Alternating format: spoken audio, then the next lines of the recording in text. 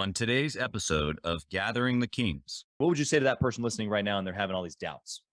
Yeah, I think, well, first of all, the doubts are real and they're legit. As I look back on my career, what I have realized is that obviously the team that you have around you is the most important resource that you can possibly have. You are listening to Gathering the Kings with Chaz Wolfe, featuring fellow 7, 8, and even 9-figure business owners who have real battle scars from business and life, but have prevailed as the king that they are designed to be. We welcome high-performing entrepreneurs to the stage in order to reveal the real of the real on what it takes to build a successful business today. We dissect the good and bad decisions they've made along the way that give a true and accurate picture of the journey of success and how you too can get there.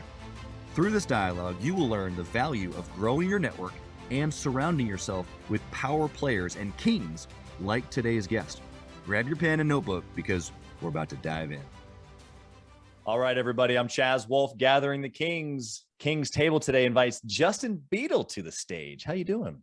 I'm doing great. I really appreciate the opportunity to be on here and to be able to visit for a while. Yeah, I just was really appreciating just our few minutes here before we hit the record button. And I mean, I know you have just a ginormous business, and just our couple minutes back and forth, we're talking about kiddos and we're talking about like the things that are really important outside of just the business world. So I'm really anxious to see where this conversation goes. But Sure. Justin, tell us what kind of business that you have and what you're up to.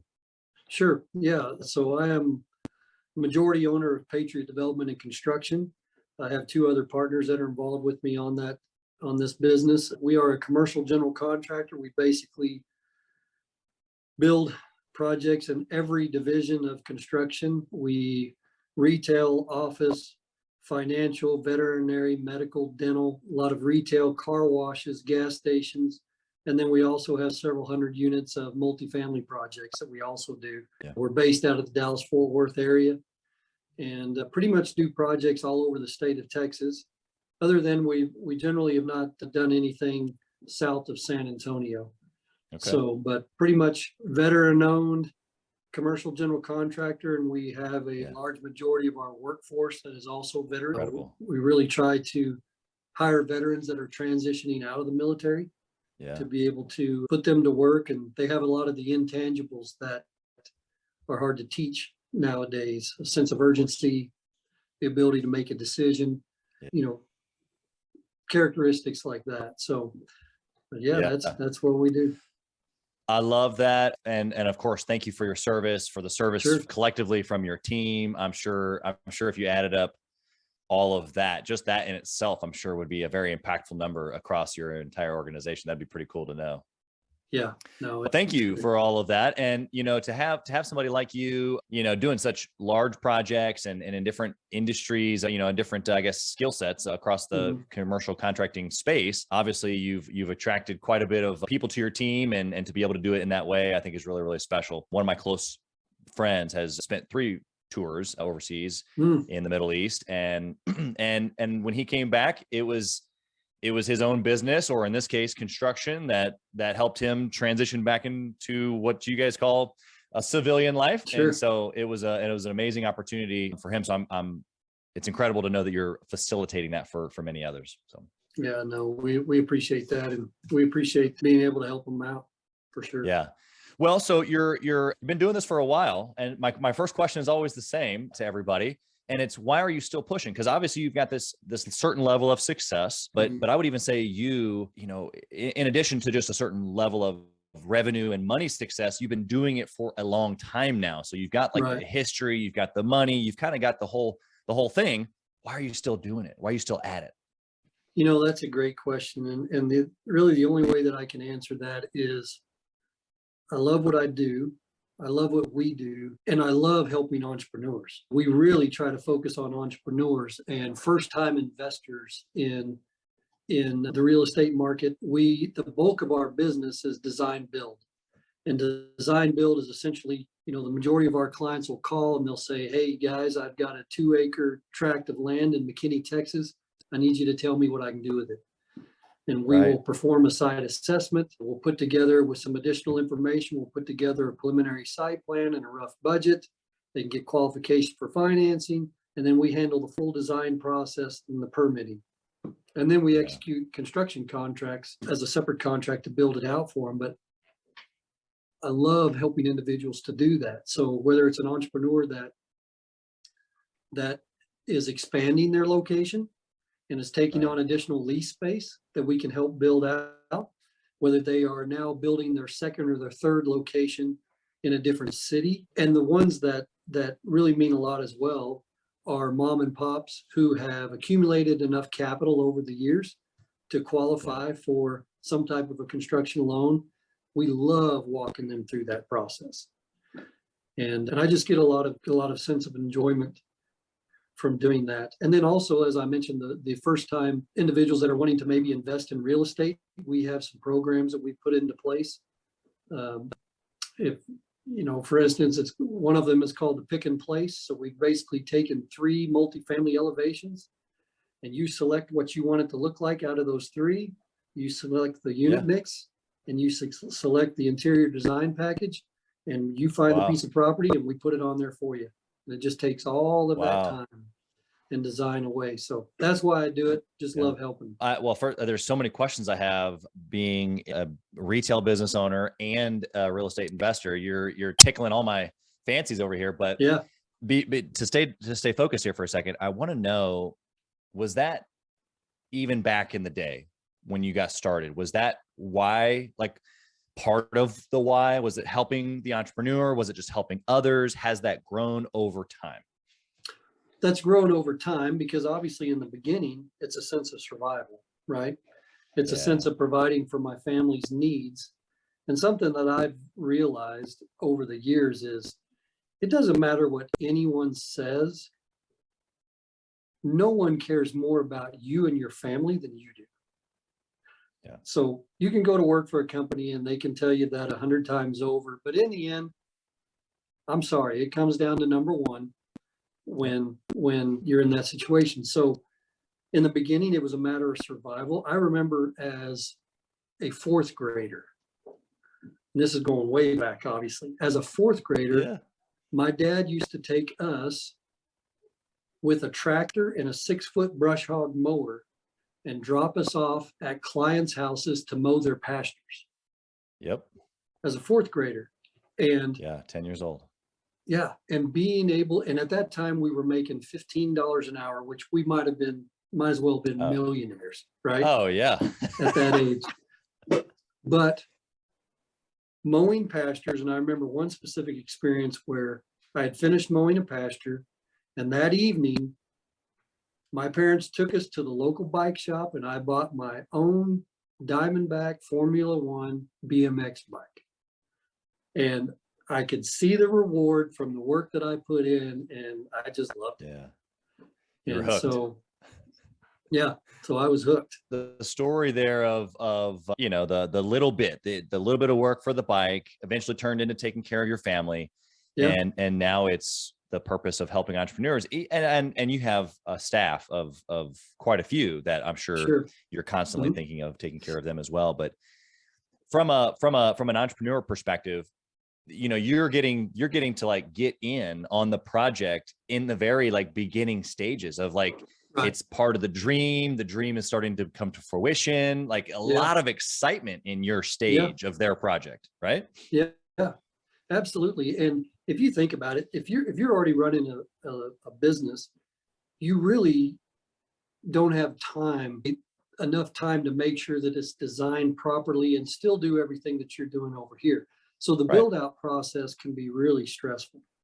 And the design process. And so anytime that we can take that load off of that entrepreneur's shoulders and show them, hey, we are competent, we know what we're doing, we can handle this for you so you can concentrate on doing your business. So instead of that property owner or that business owner managing 4 or 5 different vendors, right? Architects, structural, civil, MEP engineers, cities, they're only dealing with one person. And that's us. Exactly. And we're handling the remainder. Yeah. You know, I told you, I was thinking about this from a couple of different angles as a retail franchise owner, even having the plans and the design put together for you, generally speaking, because there's always things that got to get moved around. That in itself is definitely something that's burdensome, let alone Yeah. if I didn't have that from the franchisor as we built out multiple locations over the years. If that had just been up to me, I mean, geez, I totally see the value there. And then on the real estate side, I actually, you know, it's interesting, several years ago, this was before I was in a different place in real estate, much more green. But we had a buddy of mine, we had this piece of land that we had locked up in a contract. We knew the people over at the bank and they had owned it for plenty of years and we were going to get a good deal on it. We had this multifamily commercial retail space underneath and had this whole idea. And if I had known you then, or if you were in my area then, gosh, it would have been a done deal, because that was the next step for us. And me and him looking at each other going, okay, we got to talk to the city. We got to do this. We got to do that. Like all this long list of stuff. And we started going through the process, eventually just kicked it out, just knowing that it probably wasn't going to be a good fit. But that would have been so much easier if we had known someone like you. Yeah, absolutely. You know, and really in our industry, the end user, from a percentage standpoint, rarely comes to us first. So I try to implement what I call first touch marketing. So when you're looking for a piece of property to expand on or build, first person that you touch base with is going to be more than likely the broker, right? Or it's going to be the banker, right? Or maybe a civil engineer. So we really try to make efforts to reach out in the network with those individuals. And that's the first battle. The second battle is, once you develop a relationship with them, you've got to perform so that they continue to refer you. That's right. Right? They're only going to do it once. You mess it up, you're done. So we really try to target those individuals and to develop those relationships. So after a while, it's just a matter of referrals from those groups. Because more than likely, you know, a lot of times you're going to say, hey, do you happen to know a good general contractor that you would recommend? Right.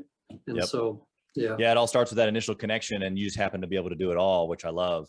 And so, okay, let's go back. You kind of gave us a little bit of your history of just being obviously raised by a dad who would throw you out onto clients' pastures with tractors and mowers and such. That's phenomenal. I assume that has built part of who you are. You kind of gave the bike description, but when you got started originally, before maybe you were doing millions, give us an idea of what that looked like. Like, why did you get started in this business? How did it happen? Kind of give us a little bit of the beginning. Okay.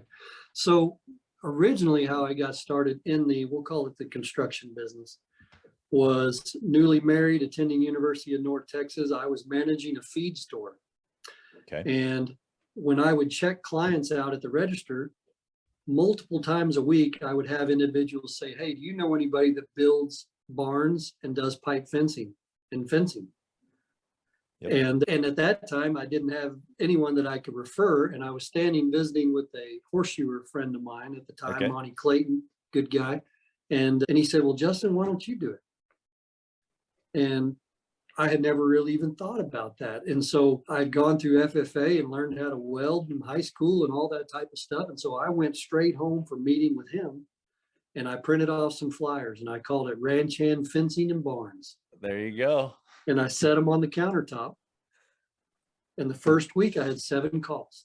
Oh yeah. I'll never forget it. And being able to go and meet with those clients, and I was absolutely clueless on how to even create an estimate or to do any of that. Totally new. But I knew that there was a need for it. Yeah. And so that was really the first business, Ranch Hand Fencing and Barns. Obviously, I didn't even know anything about DBAs or LLCs or anything. So it eventually became Ranch Hand Livestock Facilities. Okay. And we built several hundred barns and shops and probably miles of fencing for people all over North Texas. And then from there, my wife is from Northern Nevada, and we started a group called Nevada Cornerstone Group, which was residential and commercial construction in Nevada. Ended up selling that business and moving back here to Texas. In 2008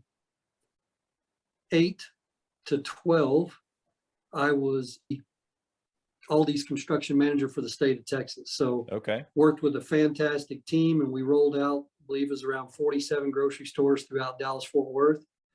And then from there, you know, with some other stops, ended up starting Patriot Development Group, which ultimately became Patriot Development and Construction. Yeah. I love that at beginning. the inkling of the story, the one thing that I picked up, you said the second thing, which was that there was a need, like this obvious need. Yeah. But the thing that I picked up and pulled away from that is that it was your buddy, or it was the other guy that said, why don't you do it? And I can just so relate to that. I think everybody listening today has that person or people who is just almost naively inspired us to take action. Now, whether we have or not in those moments, that's up to us in those moments. But yeah, I think it's so interesting to be able to look back, and because you probably have multiples of those now, like multiple options of to tell that same story, right? Yep. Yeah, absolutely. And I even ran across him a few months back and thanked him. Wow. Again. And his response was, I just knew you were a good person and you were going to be genuine and good to people. Yeah. But for him to even suggest that and to give me that confidence of, hey man, why aren't you doing it? Yeah. Go give it a shot. It changed everything for me, really. It's interesting. I'm just kind of piecing this together, even in my own story. I think every entrepreneur has both parts, and both parts meaning the time where someone told us that we couldn't do something. And that kind of fired us up and said, watch. Yeah. And I think we could probably tell stories on that one for podcasts on days, on days, on days. But I think that this portion or part of our stories kind of gets a little, it's not as flashy. It's not as exciting to say, they told me I couldn't do it and then I did it anyway. But when that small little whisper from someone that we trust, or someone that we just, come in contact with, that gives us the confidence, is what you said, to be able to kind of like take that next step, whether we thought we were going to or not. And I look back, and those are as, if not more, impactful in my own story. And I think we probably all relate to that. They just don't get those moments, don't get the credit, I don't think, Right. I don't think they get the credit. And then the other thing that I think is important about that too, is I think it's really important for us to be those individuals for others. Oh yeah. Right. Yes. We didn't get to where we're currently at right now. Not that we're tremendously better than anybody else. We didn't get to where we were at without others involved in our lives. And 100%. we didn't have it all figured out. And so if you can be a mentor to somebody, or to pull them aside and just say, hey, I see what you're doing here. Let me give you a couple gotchas that I ran into that you might just want to watch out for. Yeah. And I'm just a big believer in that. I love helping people. I get several calls for individuals that are wanting to start businesses, and I'll take time. We'll bring them in, sit down and say, okay, what are you thinking? Here's some things that I see. And what I try to follow, and if I'm starting to bore you, you tell me, but no, it's good stuff. There is I don't know if you've ever watched the documentary on Warren Buffett that's on HBO. I have not. Please explain. Okay. I recommend it for anybody that's listening, but there's a section there where Warren Buffett, when he's making a decision on investments or businesses, is he takes on a board and draws like a house and writes the name of that business or that investment. And then he takes and he draws a moat around the outside of it. Okay. And then he and his team, all they do is sit and shoot arrows at that investment in that business of how it could possibly go wrong and what's wrong with it.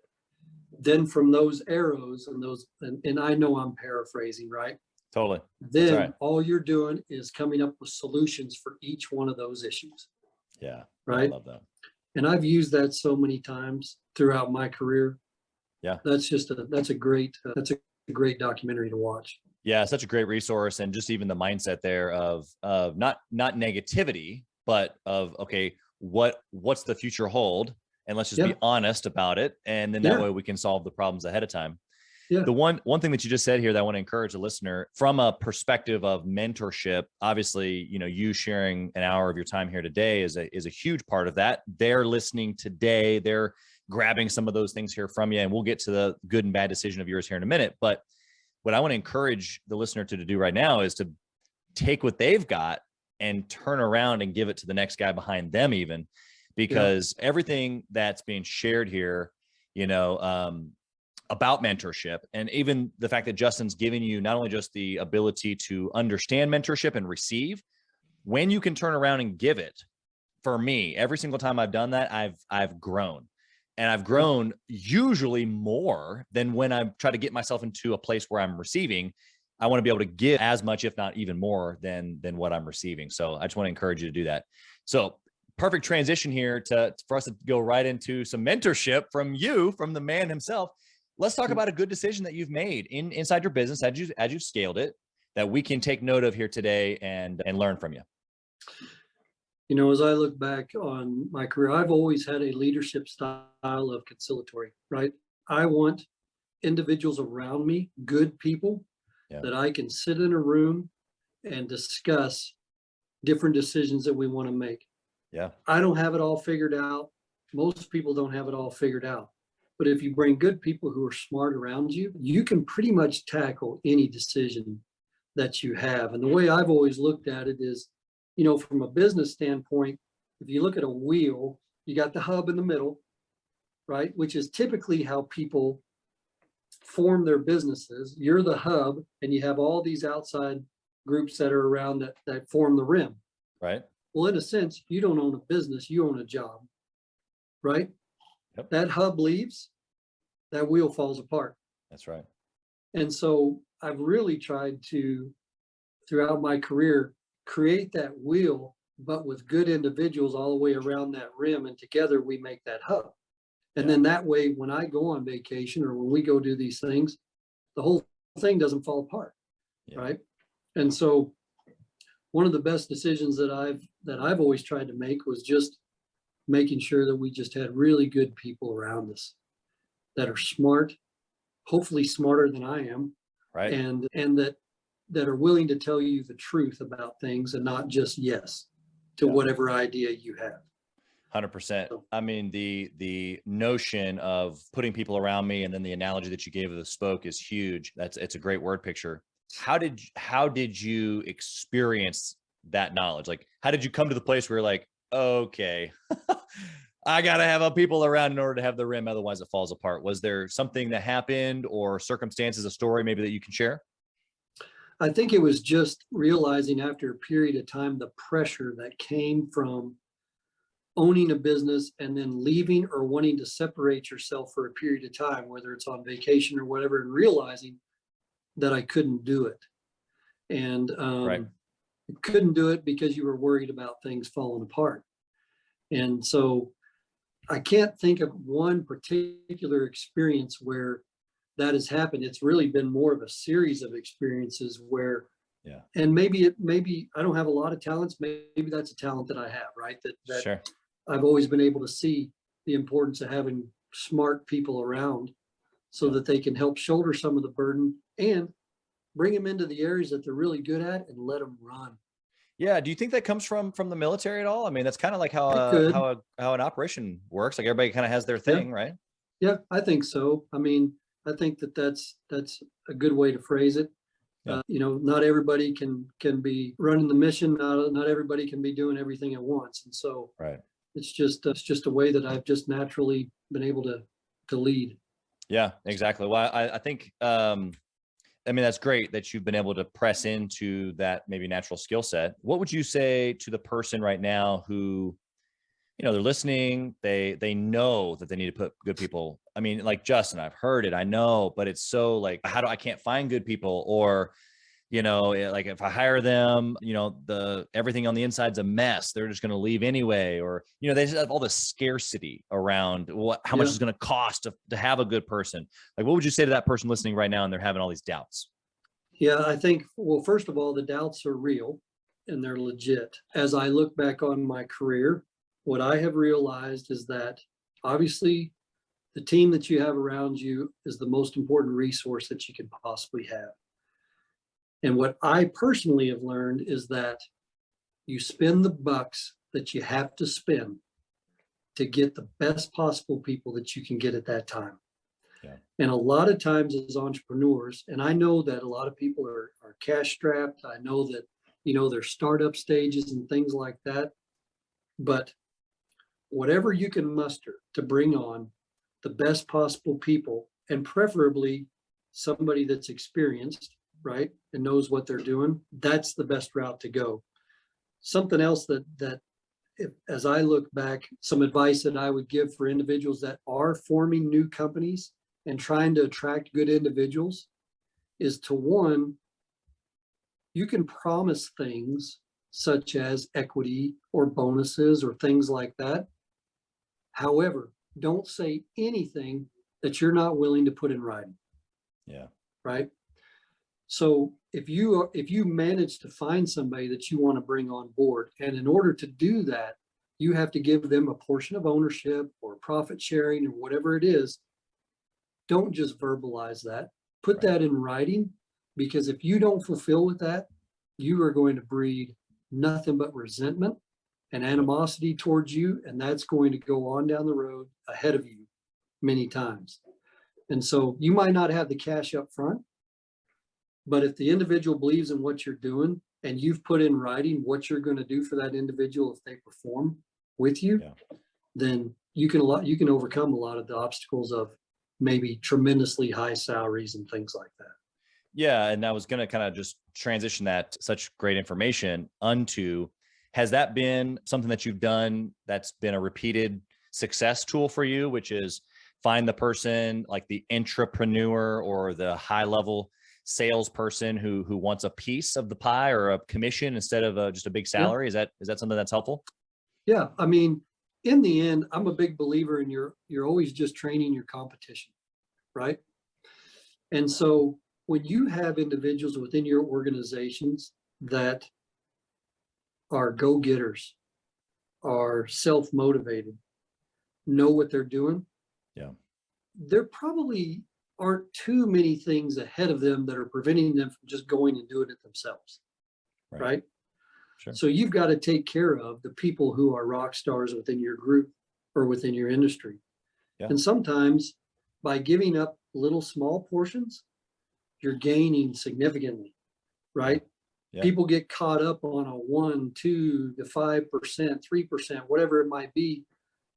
And I don't think that you're thinking, at least for me, I'm not judging anybody, but you should be willing, when you get individuals like that, all I am saying is think about the fact of what they can help you do rather than that small portion of ownership that you might be giving up, or that portion of bonus or profit sharing, right?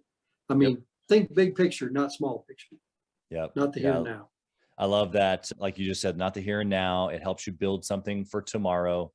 Right. What are you looking for in that person? Let's just keep the vein going here for a second. Who's that person that you're willing to give a 1 or 3 or a 5% equity stake to? Well, I mean, obviously they have to be proven, right?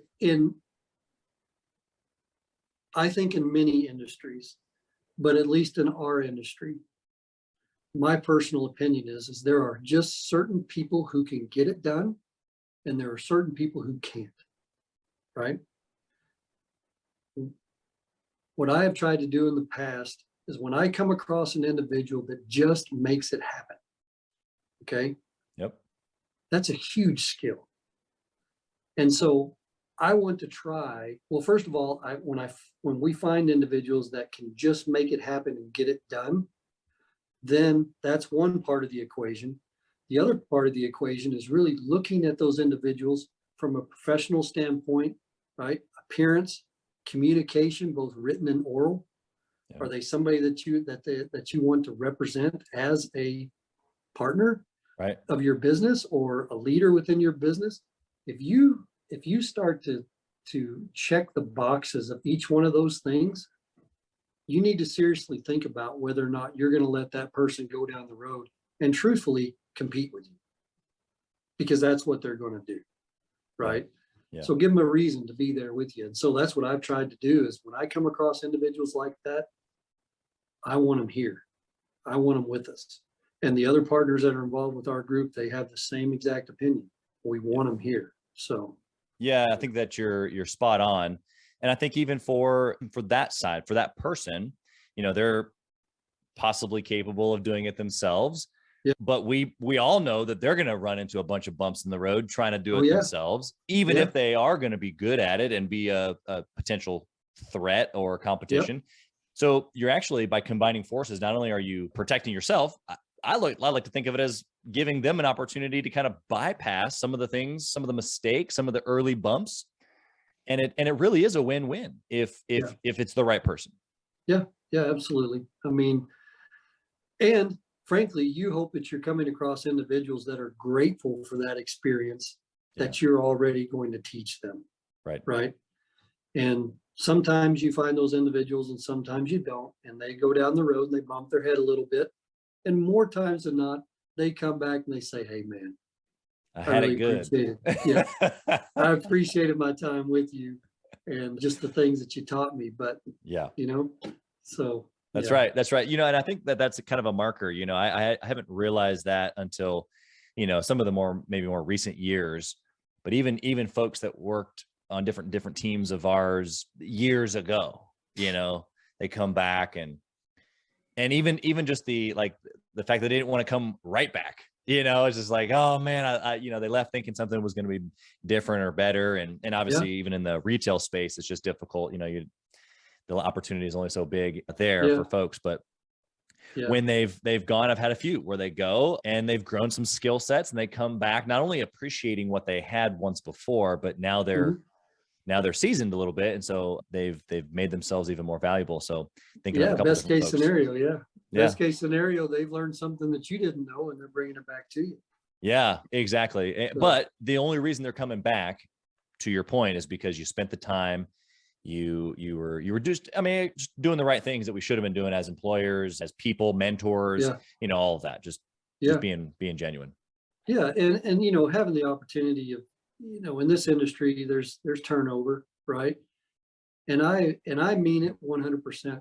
When an individual comes to me, when a team member comes to me and they are leaving because of what they perceive to be a better opportunity or a better situation for their family, I genuinely hope it works for them.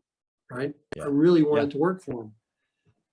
But I also tell them, if it doesn't, first of all, don't be ashamed of taking the risk, but two, don't be prideful and not want to come back and talk to me or us about coming back.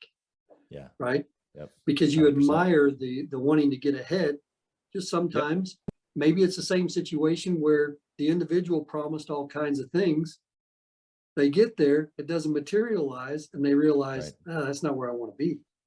Yeah. Right. Yeah. So just be genuine. I'm sure that happens quite a bit. Yeah, 100%. I think that what you're saying there is just life lessons, and it's something from a place of care or mentorship, not from employment. It's, hey, as an individual, I care about you. I care about your family. And I can remember a scenario where I had, one of my first multi-unit managers. She was a single mom, and even though she had the best opportunity within my organization at that time, many years ago, she found a better opportunity, and it left me in a tickle of a place. Yeah. But man, it was like, wow, what an amazing opportunity for her as a single mom to be able to grow and get her skill set on another level. And so to be able to bless somebody in that really is a whole nother level as business owners of the mature place. And you can call it kingship versus warriorship. We use those words all the time here, Gathering the Kings, but it's just a maturity that you have, a perspective. Yeah, absolutely. Yep, I agree. Okay, so I want to know a process that you've got around decisions. And actually, we may have skipped over your bad decision. Did we skip over your bad decision? Like, come back, hold on, before we go process. Tell me what you've done just to screw everything up, Justin. Really, I've thought about this a little bit and just I think for me, as I look back on my career, the times where I've really messed it up is when I don't trust my gut instincts. Yeah. And we all know it. We've all been there. Our gut instincts have told us at times when we should be involved with a project, when we shouldn't, when we should be involved with a person and where you are. And just the gut instinct of saying, no, I can't help you. I'm not going to be the right person to help you, because more times than not, that's always come back to bite, not listening to your instincts and telling you whether you should be involved or not. And so I haven't had too many situations where, and maybe it's because of that conciliatory approach to decisions, right? Yeah. And having a group of individuals around, I can't pinpoint one single experience, but I can definitely tell you that over the years, not listening to my gut and not being willing to tell somebody the word no has come back to hurt me at times, because you Okay. spend so much time to help them and to get them through a situation. And in the end, you really didn't help them do anything. Yeah. You got a story there. Tell me some information there about not saying no. Well, I mean, you know, within our industry, at times we have individuals that ask us who might refer friends or family to us, Sure. and it might not be a project that we are geared to handle. For instance, as you continue to grow as a general contractor, there are certain projects that work well for you and certain ones that don't, right? You have certain groups of GCs who can go knock out a $150,000 finish out all day long, right? But might not be able to tackle a $10 million ground up office building, right? And vice versa. Right. And when you get to a certain, and you're going back to one of those types of projects to help a friend or family member, when it probably could have been accomplished a lot cheaper and a lot easier with somebody who is geared towards those types of projects. Right. Yeah. I think this is applicable for, I mean, of course, construction, all trades. Heard what you just said and thought, yep, I've taken on the wrong type of client or the wrong project size, or I took on my friend, you know, all of those things, even outside of the trades, in marketing, even certain clients that we have in the retail space that we do catering or larger stuff for, you know, you just know who your tribe is really what it comes down to. And the people that aren't in the current tribe description, it just never works out. Not at least how it should. No, you're right. You're right. And we spend time, resources, effort, energy, and it just and you really go above and beyond to try and make them happy because you want them to be happy with it, but in the end you just frustrated them more than anything. 100%, which frustrates you because you're like, wait a second, I really cared about this thing. Yeah. And I shouldn't have been messing with it in the first place, but I did to help out, and it just didn't work.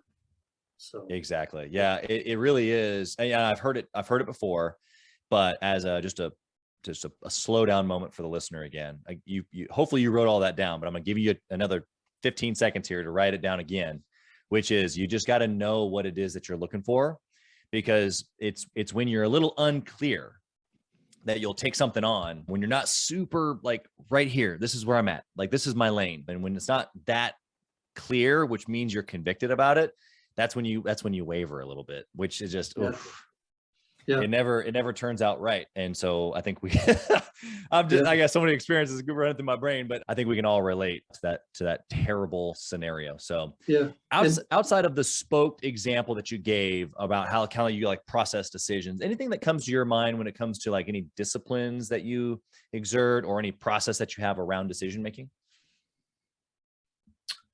Well, I think that in order to make good decisions, you have to have a statistical history of what you perform well at, right? Yep. And I do think that it's important to measure numbers. And, for instance, in our industry, my personal opinion is the most important metric that our industry that I want to know about is our estimating capture percentage, right? So, for instance, it doesn't do a bit of good how many sales leads are brought into this building, right? If we're not capturing on those sales leads, if we're not signing contracts, they mean nothing, right? Right. We're just basically paying for people to get experience. And so exactly, I think that that's really important. So in order to make decisions, you've got to have someone or yourself keeping statistics on what you perform well. Is your best project a $1.5 to $7 million project? Or is your best project, from a profit standpoint, 7 to 15 million, right? Right. So that you know where to hone in. Going back to that same documentary I was talking about, Warren Buffett's got a picture of Ted Williams in his office. And if those of you out there that want to look it up, there's Ted Williams. He's a baseball player. And he was the first one that really started to look at the statistics of where he hits the best. And he was always in the 400s. If it was in the strike zone, but slightly high. He figured out that if it was outside, anywhere in that area, that it was best for him to not swing at it, even though it might be a strike, right? And so The only way he was able to do that is to be able to process that information. So in some form or fashion, you need to measure statistically what you're good at as a company, so that when you sit down and you have an opportunity come in front of you, you can make an educated decision on whether or not you're actually going to pursue it. Right. Yeah. I love the lens, what you just gave to us. That lens gives clarity, which then helps you make the decision, which is what you're talking about. But the lens of data, I see so many people, I mean, bigger companies too, but especially guys that are listening right now, guys and gals, that you're not at the 7-figure mark yet. It's likely because things are kind of maybe written down, or maybe just in your brain still. They're not even written down. And so I think what Justin's saying here is you got to figure out, just sit down for a second, get out of the grind for 15 minutes and take some time to ponder, what is it that makes the most sense for us, makes the most money marginally, and also what are we best at? And then look at the history and go, okay, like how often do we do that? How do we get those? And if we just put all of our effort into that, how much more efficient would the thing be? Yeah. And even if you don't have even if you don't have a software system that spits those reports out to you, which a lot of them don't, whether you're in QuickBooks, whatever software you're in, you've got job profitability reports. You can look back and see. If you don't have the contract amount, maybe you can look and see what that is and determine. What you might even figure out is you're not shooting high enough, right? Right. You might be looking at, if you're a contractor that deals with, let's say, $30,000 to $50,000 remodels, and you're spinning your wheels all day long, and every year you're increasing incrementally, maybe 10, 15%.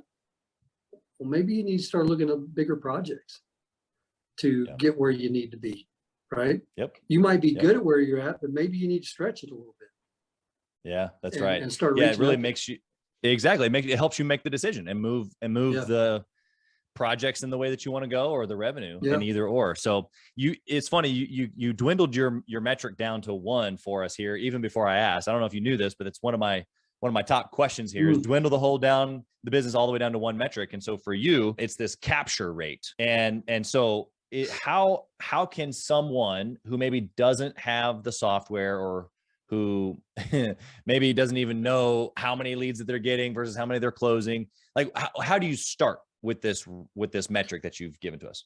If you don't have software that's tracking that, well, first of all, I would definitely look at a way to be identifying those things, but you've got a pad and paper, right? Yep. So every time you send out a bid for a project, you're writing down what that project name is, the date, the contract amount, and beside it, you've got a captured, or really we do 3 categories: captured, non-awarded, and then we also have never materialized, right? Because there's a lot of projects that are bid that never even come to fruition, right? So in the end, it's just simple percentages.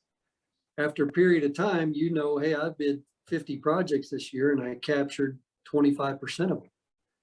Industry average for our industry in the general contracting realm, commercial, you generally want to be in the 30s to the 50%, right? Somewhere in there.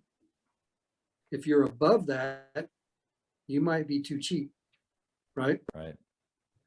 Yep. If you're below that, there's probably a couple of different factors involved with that. One, they don't trust you enough. You might not be presenting yourself the way that you should, right? Or you're way too high, or they just don't have confidence in you that you can do it. So at least by keeping those statistics, you can sit back as a team and say, hey, why aren't we getting these? Right. Right. Then you're asking the client, can you give me an explanation of why we might not have been awarded this job? Right. Right. Yep. We're always looking to get better. Can you tell us why? Well, you were $25,000 higher than somebody else. Okay, write that down. The numbers don't lie, right? Over a period of time. Exactly. So over a period of time, you're realizing, hey guys, 70% of the time we're higher than everybody else.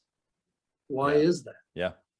Yeah. Well, in our industry, I think maybe, go ahead. No, sorry, I didn't mean to cut you off there. I was just going to say that you're giving such valuable information, but it's just flowing out of you like like it's natural. And so what he's talking about here, I want you to really pay attention. In fact, if you're listening now, I want you to hit pause and rewind it and come back, because everything that he just gave, it seems so easy. Like, of course, you understand these things, you write them down, you ask these questions, but what he said was most impactful is that over a period of time, it basically tells the story. Data will tell the story over a period of time.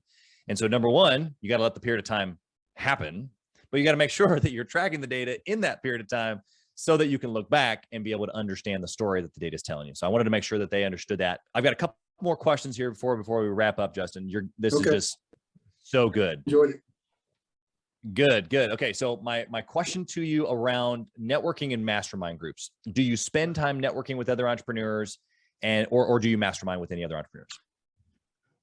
I do. I definitely try to find individuals who I can tell that I perceive are smart, successful, both what I say spiritually and temporally, right?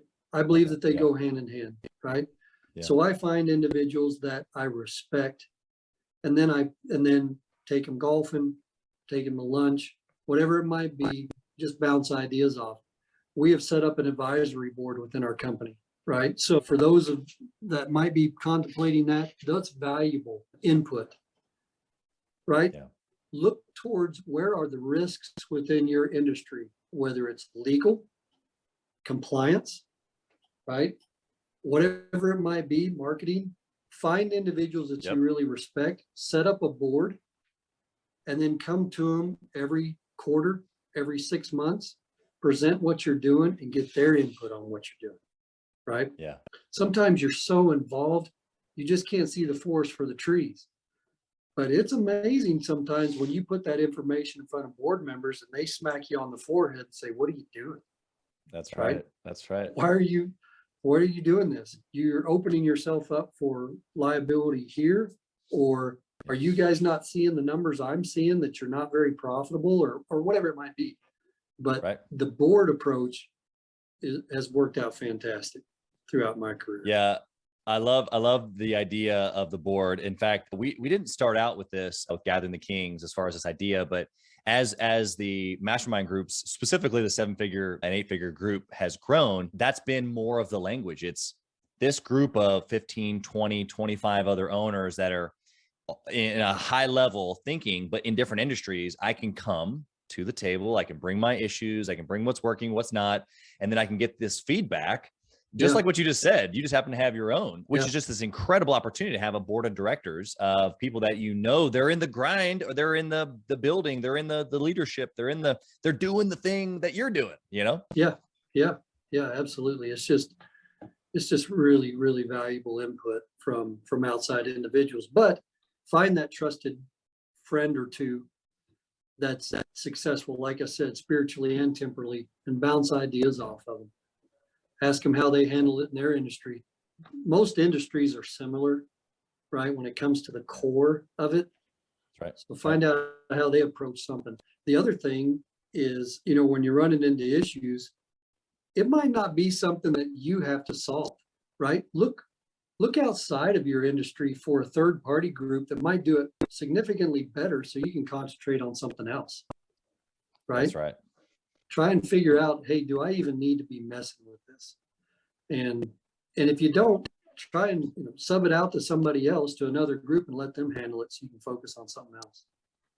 That's right. So, I love that perspective. Who, not how. What book would you recommend, Justin, for a 6-figure business owner who's trying to level up? Yeah.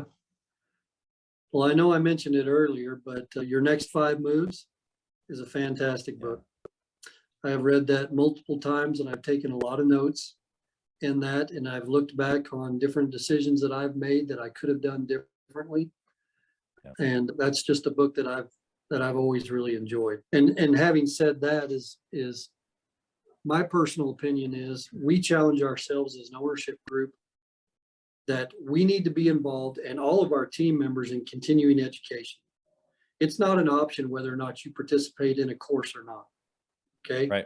I'm currently in a real estate financing course. One of our partners over pre-construction and estimating just went through a course with MIT. You have got to be a student of your craft. right? Yeah. You've got to have the mindset that you don't know it all and get out there and learn new things. Just because it's worked well for you doesn't mean there isn't a nugget of knowledge that can't take you to a different level. Yeah. And so be willing to read, right? And to learn new things. So I love that. Okay, Justin, last question here for you. If you lost it all, and obviously you've done quite a bit, what would you do if you lost it all? If I lost it all, I would do the exact same thing I'm doing, but with a couple of changes. Okay. One, as I said, I would trust my gut instincts more than I did in the past. Two, I would, as I mentioned, being able to really finalize my focus and say no more often. Okay. But the most important thing that I would have done differently is I would have figured out a way to be building my own projects significantly sooner than what I am now. Right. It took several years of building for other individuals before I really understood the process of building for myself. Now that we build our own internal investments, I look back and I think, why in the world was I not building projects for ourselves earlier? Right. And so I would have figured out a way, capital raise, whatever it would have been in the beginning, to partner with individuals so that I could build as many projects as I possibly could where we had ownership in them. Yeah. That's what I would have done differently. I love the perspective, the humble approach that you've given here today. I do not take it lightly.